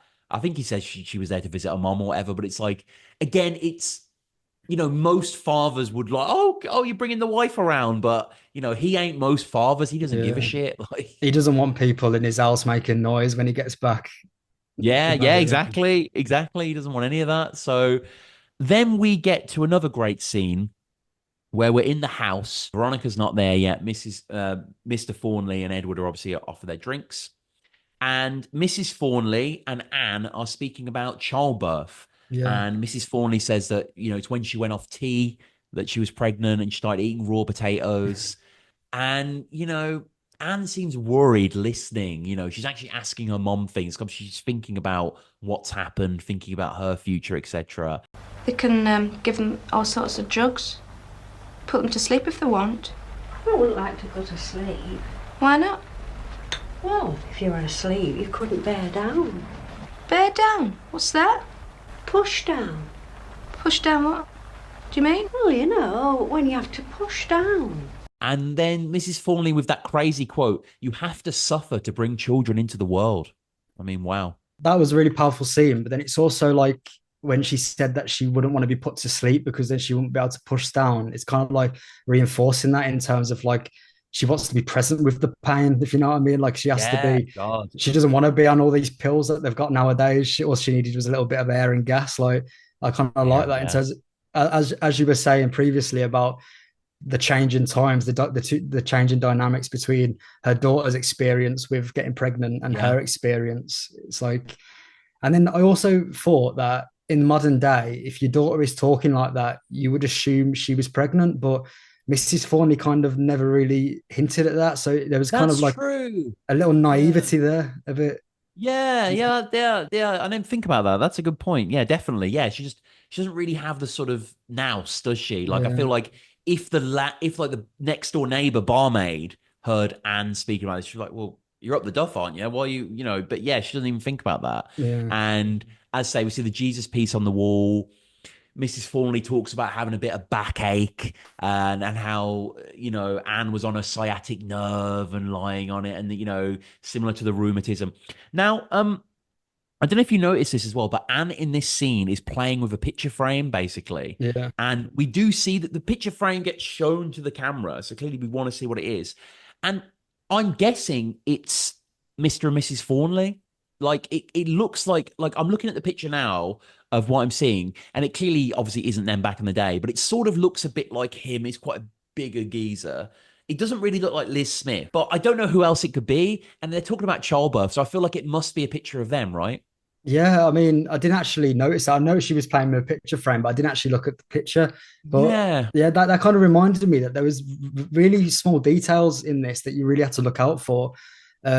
Like when Mrs. Stone is reading the newspaper, all the way back when she's first introduced, the headline is like, "There's no place like home for trouble," and it says something along those lines. Nice. And then there's a scene right after this when Veronica turns up where um, Mrs. Forney's reading the paper, and Yes. there's something else that is ominous. I can't It actually says, remember. yeah, it says worthless mom and baby murderer go to jail. Yeah, and It then I says, kind of yeah. like read that into like worthless mom, Mrs. Thornley, and then the murderer is like the abortion, almost like the kind of two things at play within that Yeah, scene. yeah. No, I think so. I definitely think so. And so Veronica comes back first. Alison Steadman comes back first. And it's interesting, isn't it? Because it's like in an idealized world, maybe Veronica would be the sister that Anne never had, and they would like be close Yeah, buddies. But they hate each other as everyone hates you. Like they do not get on. yeah. Veronica goes on at her. Why don't you go to mass? I think it's clearly kind of a Veronica's got a hubby home, and Anne is could be conceived of loose, which might be about, you know what I mean? I think it's that sort of thing, right? Yeah, and that probably plays into your theory about Veronica meeting Edward at mass because she's almost telling Yeah. Anne like, "Why don't you meet yourself a nice man?" Yeah, yeah, true. That's very true. Yeah. So here they are, and then Edward and Mr. Thornley return home, and we don't even really see Mr. Thornley and Alison Steadman Veronica interact. They sort of say hello in the corridor and just pass. And then we're in the lounge with them, and Mrs. Thornley's reading the newspaper, like we just mentioned, the worthless mom and baby murderer go to jail. She's focusing on that. The camera's pulling into her. But we have everyone else in the room. And whereas in the Rule family, when everyone's in the lounge, it's quite fun, they're watching TV or whatever. This is just bitter, isn't it? It's just like no one has time Yeah. for anyone. Everyone's cruel. Yeah, I love this. Like you just hear the voices, you don't see their faces, and Yeah. then it's just a slow zoom in on Mrs. Thornley, just not even looking up. No, no, just there, just there. And then, I mentioned before the bed scene, the cold bed scene's awful. But from reading a lot of reviews on Letterboxd, people always mention this scene that we're going to talk about now, which is where, we've heard about his rheumatism, Mr. Thornley. Yeah. This is where Mrs. Thornley is applying this back lotion. So essentially, how it starts is he's in the room, she's peering through the doorway, hoping to not be seen, but obviously, whatever, she's got to do it. He puts this horrific white liquid on the immersion to heat it up. And then she just starts to exfoliate his back, to work it into all the crevices. His really hairy ginger back as well, like big Yeah. fat guy back. And he's moaning as it's done. It is gruesome, isn't it? Really uncomfortable, especially when you rewatch it, knowing what she confesses later on in the end scene Yeah. about hating to even touch her husband. Spoilers. Yeah. Yeah. You're But so true. when you view it in that respect, it's like she wouldn't want to do that in any circumstance. But there's a duty of service almost that she owes to him. There is indeed. And it's just, yeah, it's skin crawling, really. It's quite a long scene. It's probably the length of the laundrette scene. It just really, Yeah. it just, his back is just there and she's just working it through. And, he's moaning in like a really kind of just quite creepy way. And like, I don't doubt that he's in pain. Like, he clearly is affected by this, but it's just, he's such a monster that you begrudge him this kind of service because he he deserves his agony, really, for how Yeah. bad he is. So we have this, and then we pretty much get to the final scene of hard labor. So we cut to a church. I don't know what church it is. I'm curious what church it is, but it's like an old school church. You've got the confession towards the back. We can see the front. She's on the pews. There's a few people on the pews. Someone leaves. There's a young boy in front of her who walks over to the door to hold it open for her, and she heads into confession. And there she is, face to face with the grill. And, this is the only time where we see her be honest, where we see her open herself up, where we see her, dare to express what's going on inside. And it's a masterful scene, isn't it, Jack? Yeah, it's actually really like after the film, it stays with you a lot, and especially it's the contrast of like she's just looking at a wall and the priest is just looking at his paper, like he's not even interested. Like his sports paper, he's like betting, like yeah. I know. And like throughout the entire process, like he's annoyed that she's not speaking and she's just trying to think about what she's gonna say. And then at the end as well, like he completes her confession for her, where he's like, "You're feeling guilty, aren't you?" And then she was like, "Yes," but like she didn't actually say it herself. Yeah.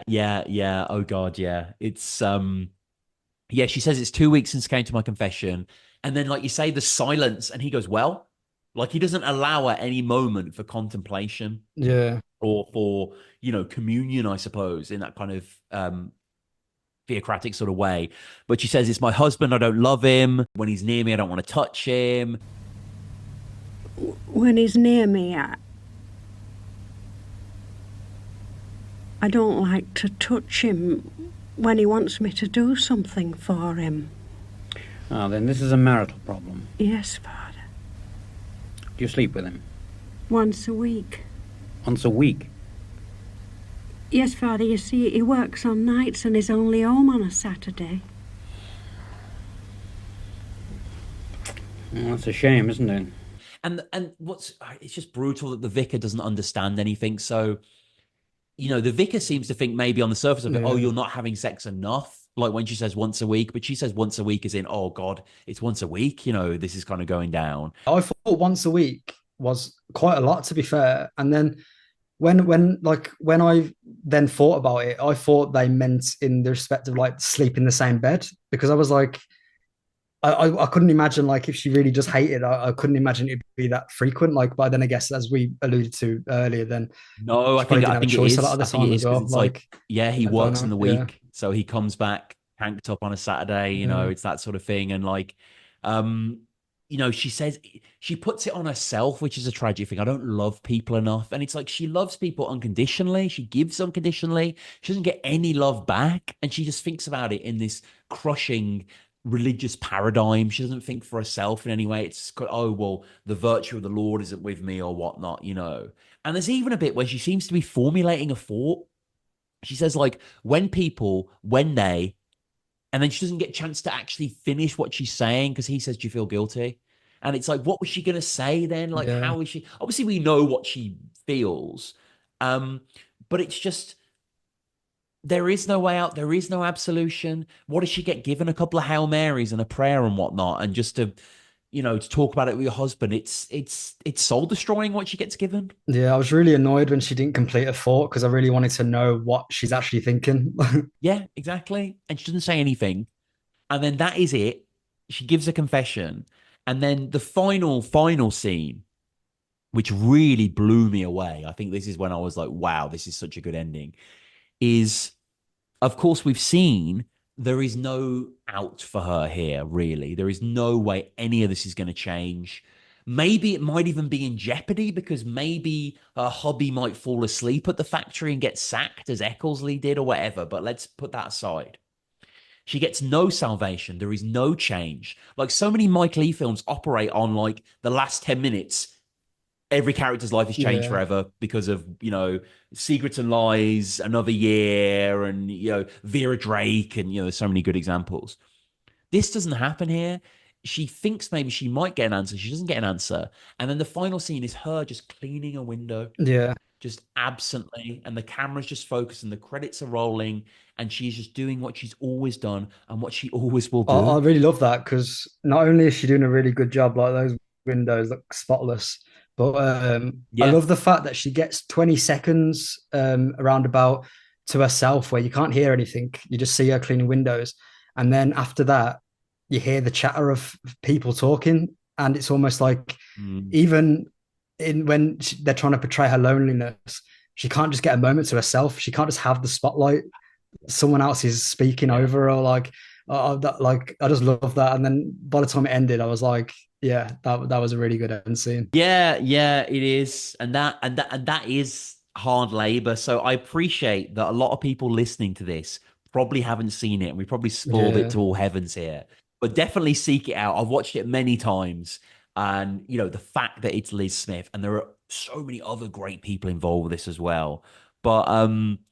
But yeah, well, any closing thoughts on Hard Labor? Yeah, Jack? I mean, it's definitely made me intrigued to just watch every single Mike Leigh project as well as the actors that are in it, and then also play for today. But yeah, I guess like I'd really recommend people watching this, and as we say, like expect something that's slow and authentic and not a drama or a minute. And because when you suggested this, it was the first time I ever heard of it, and then I watched it, and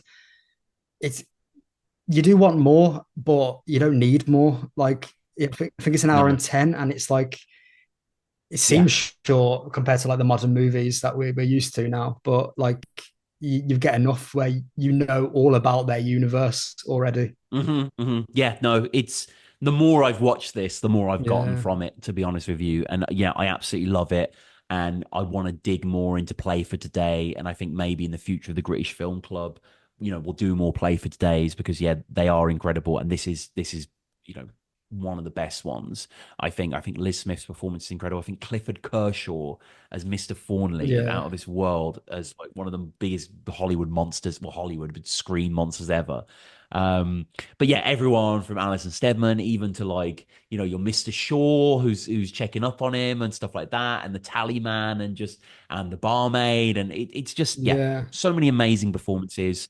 A terrific watch, pretty much other than bleak moments, the earliest Mike Leigh you're going to get, this is back in the day. So yeah, this has been a treat to go through. I guess, Jack, finally, is there anything you'd like to push people towards, any projects or anything? Not personally, no, but I guess Hard Labor, if you haven't watched it, that's the project I'm pushing. Well, there we go, Hard Labor. Yeah. So Hard Labor is available. I watched it on the Criterion Channel collection, Criterion Channel, which I support, but you can get the DVDs online. I think it's on YouTube and all that sort of stuff as well. But just one final question from me: what do you think, as a Mike Leigh fan, that Mike Leigh thinks about the Royal Family, and do you think he's seen it? I reckon he must have seen it. I think so, definitely. Like from what he talks about, I've listened to in interviews about he's really invested in art from Salford and Manchester. Like he really, and especially when you take the quote of he looks to try and find, he looks to make cinema in a real way. Like when you think of authenticity, the Royal Family, that was their core aim. And I think that like the Royal Family couldn't have come and gone without Mike Leigh either being recommended it, or it being like mentioned to him by journalists or articles tagging him sort of like Mike Leigh style kind of thing like that. Yes, absolutely. So And Liz Smith, of course, I felt like he would have kept an eye on her career at some point. Oh yeah, of course, yeah, of course. And it's like, yeah, I like to think that Carolyn Aherne and Craig Cash saw Hard Labor and knew. I'm sure they did. Yeah. They knew about the legacy of Liz Smith and stuff. But yes, it's like, yes, it's so funny that the main guy's called Jim in the Raw Family and Hard Labor. I mean, I know Jim's a common name, but it's just kind of they are Yeah. interesting parallels of each other in a certain way. But yeah, this has been great going through all this. I want to urge people again to check out Hard Labor. Subscribe to us on YouTube, support the channel, tell your friend, any Raw family friends you have out there, any Mike Leigh friends you have out there. Support the Patreon as well if you want to give back to us. We put all the episodes on there. So this episode, for example, would have been on the Patreon months before it launched on the main channel, and all the interviews that I do, all the Grapes Tape stuff, the Early Doors show that I do over there is available there as well. The Raw Ramble Pod at gmail.com. Please email me there if you've got any thoughts on Hard Labor. I will read them out on a future edition of the Gritish Film Club podcast. But Jack, thank you again for your time. This has been great going through this. No, I've really enjoyed the research process and the ability to actually just talk about film, especially something like this where it's my niche. I'm interested in working class settings, Mike Leigh kind of vibes. I just love that. And obviously, I'm a big fan of the Royal Rumble podcast, so I'm just glad to be a part of something like this. No, thank you, Jack. And no, this has been a brilliant chat, and like I appreciate you coming on to give me the opportunity to speak about stuff like this as well. Because yeah, Hard Labor is something I wanted to chat about forever, and especially because it's Liz Smith. I mean, come on, and it's just mad to think this is 25 years before the Raw Family debuted. This came out, so this is a long time before the Raw Family, and yeah, this has been an absolute blast. So again, this has been Tom Quee here for the Raw Ramble, and Jack, thank you again. No, thank you. Thanks for listening.